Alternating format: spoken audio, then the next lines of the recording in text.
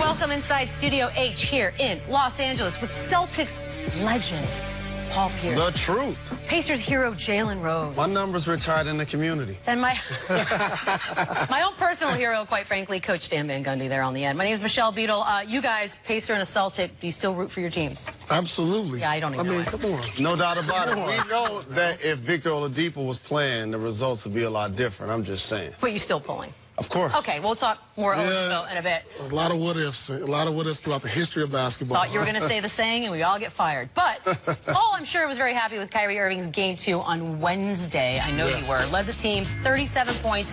When he was on that court, he was responsible for nearly 66% of their scoring, whether it be points or assists. That means we get to take a look at our Modelo Gold Standard stat. Pacers have not switched on Kyrie pick plays often. When they have, ooh, it's not pretty. He's connected on 5 of his 8 shot attempts when they've switched. When they stay at home and don't, they've limited him to 32% shooting. So we want to get to this game. 2 nights ago, the Celtics became only the 5th team in the last 20 postseasons to overcome double-digit deficits to win the first 2 games of the series, which, by the way, they're making it hard on themselves. They're not making it as easy as they could, but Kyrie has been the story. How are the Celtics making these Pacers pay? Well, like you said, I mean, the switches, when they've tried to go to him, he's been able to exploit them badly, but he's been pretty good despite the percentage on the others. So when they get the switch here, Kyrie, anytime he's going to get a switch, he's going to isolate and line up the big. He's not looking for anybody inside. He's got Thaddeus Young here, and Thaddeus plays him as well as you can possibly play him on this.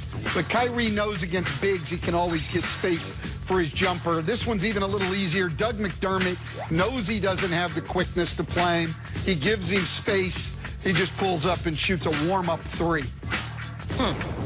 When they haven't, though, and they've played in their basic defense, we'll see here Miles Turner on the drop, forcing Kyrie over the top. He's just able to get a lot of space going downhill. The entire Pacer team pulls in. Wes Matthews takes Baines on the roll. Kyrie out to Tatum for the 3. And then here, again, with the drop, he just gets plenty of space, and he's able to pull up and shoot this 3. Not sure they've found a way to stop this guy yet in these first 2 games. It doesn't appear as though they have. So let me ask, are you more impressed? Is it just Kyrie doing Kyrie things, or does this also happen to be a really good matchup for him? I think it's a terrific matchup for Paul's Boston Celtics. No doubt about it, because they're going without a team, and they don't have their best player in Victor Oladipo. And so there have been a couple of close games. The Celtics haven't scored 100 points yet in this series. If you look at Horford and Baines, they're basically averaging 10 points combined. Jaylen Brown has 8 points in 2 games, and Marcus Morris was 0 for 8 in the previous game. So without the brilliance of Kyrie Irving, they would definitely be 1-1. With Victor Oladipo, you're gonna do this? They may be down 0-2. Ooh, we said it out I'm loud. just saying. I don't know about all down. First game, they won that game in the second half, but they still haven't played well, and Kyrie is really putting this team on his shoulder outside of what Jason Tatum did the last game. But I really believe that, you know, Kyrie doesn't have to play this way. He doesn't have to be the guy here. They have so much depth. And that's what I mean by, you know, when you get Al Horford in the mix and you get Jaylen Brown and Terry Rozier, that's the strength of this team, their depth.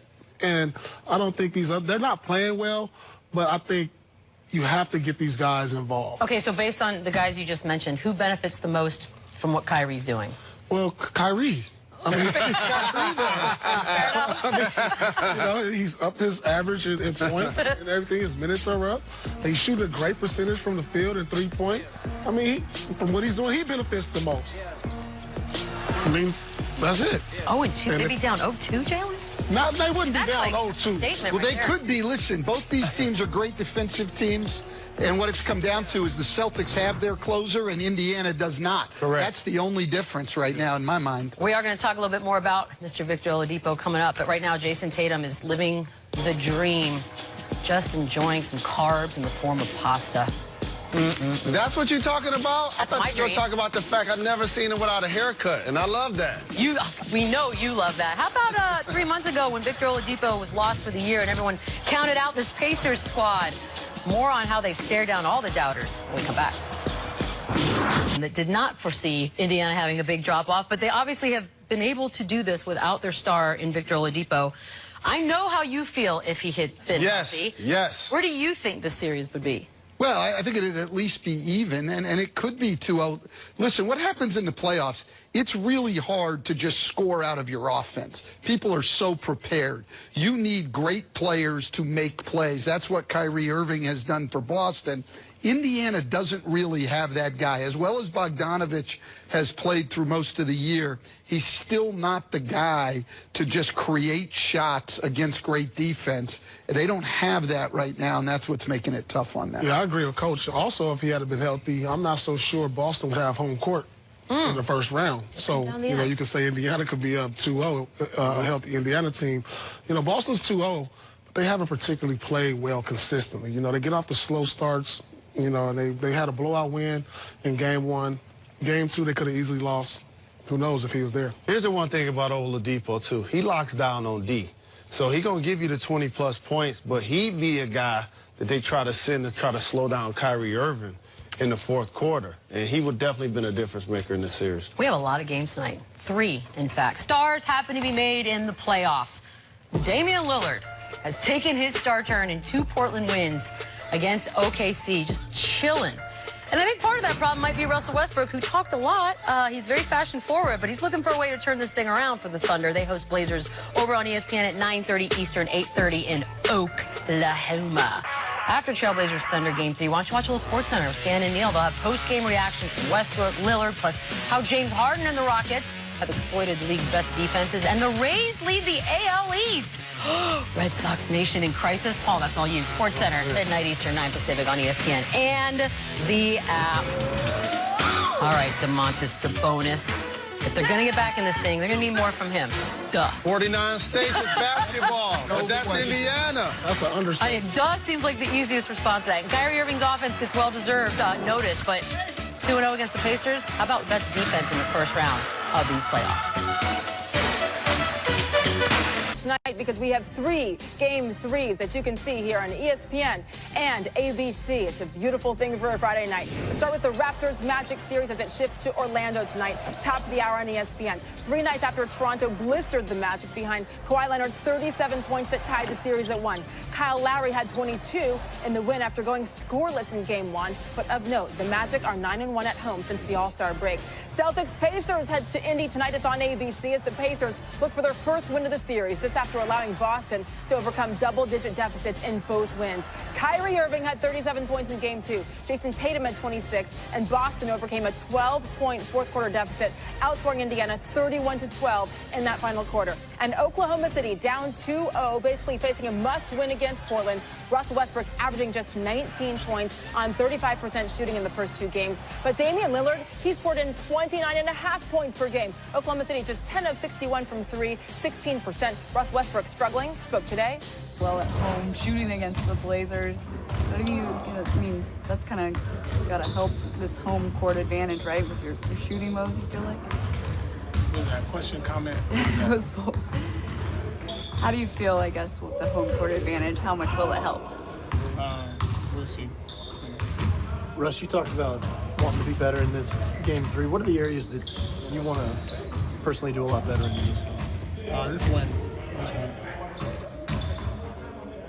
And Stan Van Gundy joins us now. Stan, the Thunder, they just need to make shots, right? But we know that's easier said than done sometimes. And you coaches can only do so much. That said, what would you like Billy Donovan to change or to try to get more out of his team, especially Russell Westbrook?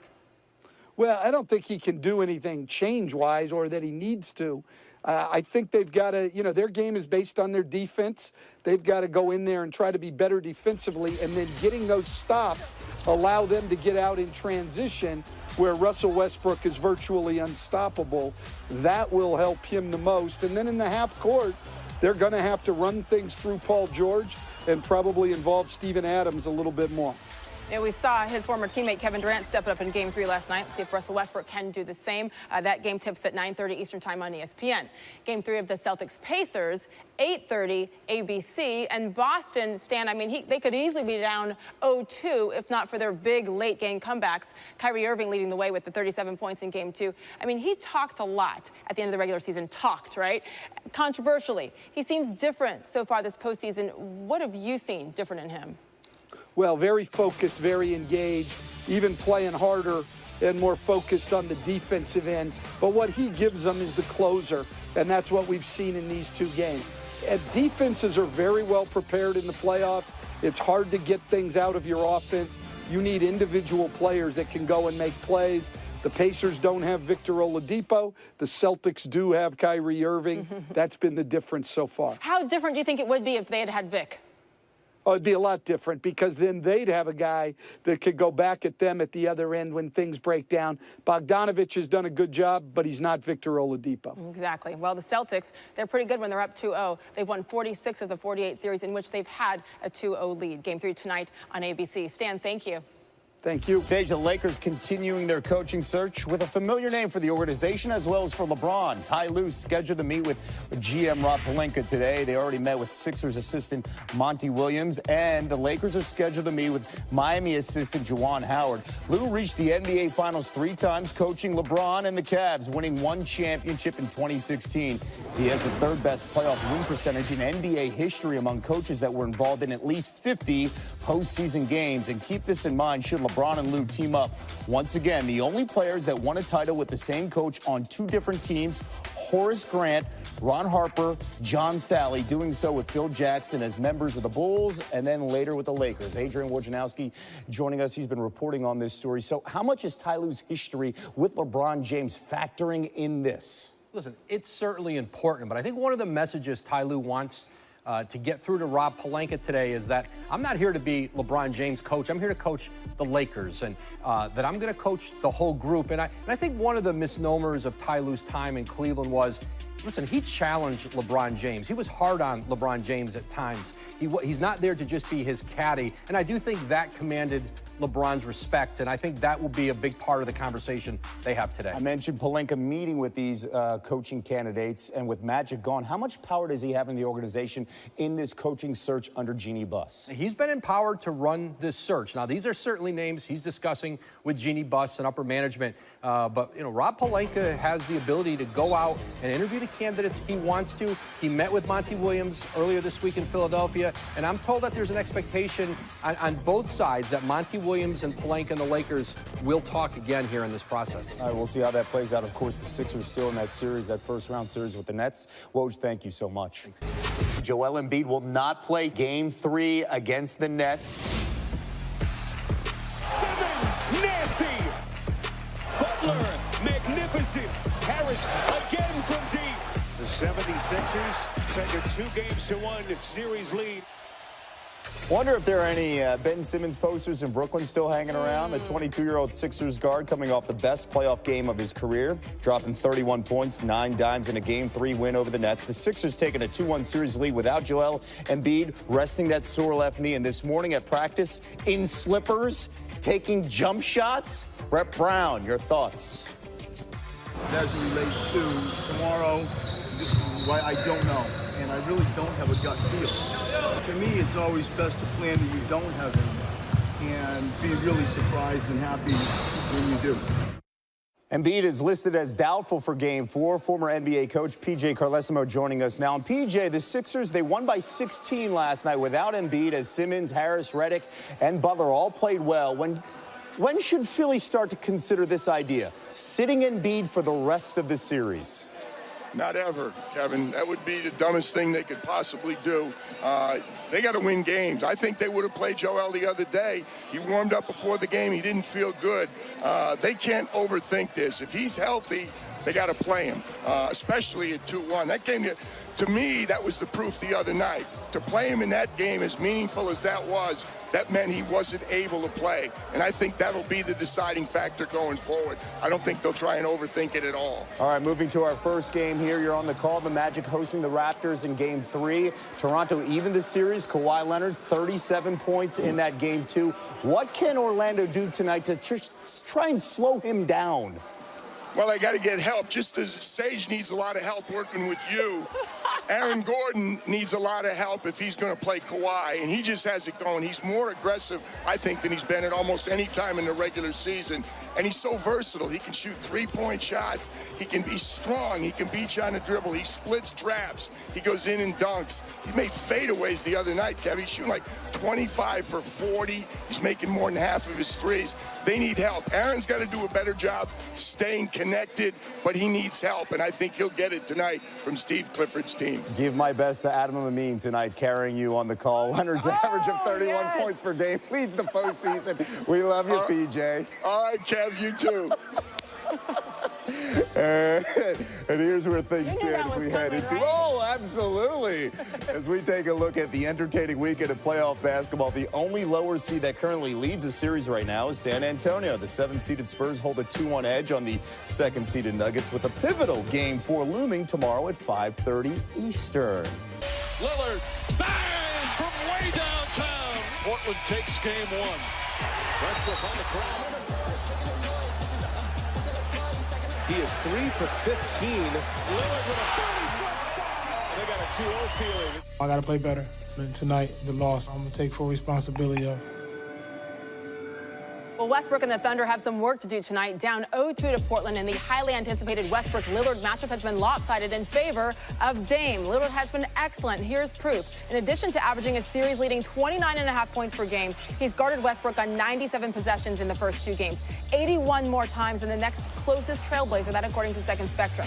Westbrook just has not looked himself, averaging 19 points on 35% shooting through 2. The blueprint, forcing him away from the basket. He's just 2 of 17 from the field on shots outside 10 feet, including 1 for 10 from three-point range. Those numbers, Jalen Rose, are ugly if you are an Oklahoma City Thunder fan, and the effect that Damian Lillard is having on the series, unmistakable. Again, Portland shooting 13% higher when he's on the floor, and their three-point shooting is 24% higher. So if you're the Thunder, what are you doing tonight to try to slow Damian Lillard down? If you're Russell Westbrook, you got to be aggressive, and I mean by attacking the basket for drives to score, for post-up opportunities, to try to put Dame in foul trouble. You got to slow this guy down some. Say, as soon as Game 1 started, he took 3 dribbles and pulled up a 35 feet and made a 3. That was a haymaker. That sent a message. Russ got to get back to the block and hope to rock the baby and slow Dame Lillard down, because he's been terrific so far in this series. And he has been waiting for moments like this, right? You got to go back to last night, because the Warriors took that 2-1 series lead on the Clippers, and guess who led the way? There was no talk after about Patrick Beverley pestering KD last night. Former MVP had 38 points in that blowout win. So, Jalen, now what? Now how do you view the Warriors? I always felt like the Warriors would be tested by the Houston Rockets next series regardless. That's going to be a long dogfight, the James Harden, and they're just saving Chris Paul and getting ready for it. But the Golden State Warriors just have another gear. The Clippers did a terrific job of coming back from 30 and making it be known that they deserve to be in the playoffs. However, the Golden State Warriors are looking at the Rockets being up 2-0 against the Jazz, and they know they can't play any extra games. This is a 5-game series. Okay, Jalen with a prediction now, and maybe, to your point, Kevin Durant has finally turned the page, and now the sky is the limit. Jalen Rose getting you set tonight as well, because we got lots of stuff coming your way. 3 games, a trio of Game 3s. Raptors, Magic at 7 on ESPN. Celtics, Pacers at 8:30 on ABC. And then Portland, Oklahoma City, that's 9:30 back here on ESPN. All 3 games streaming live on the app. You can watch them anywhere.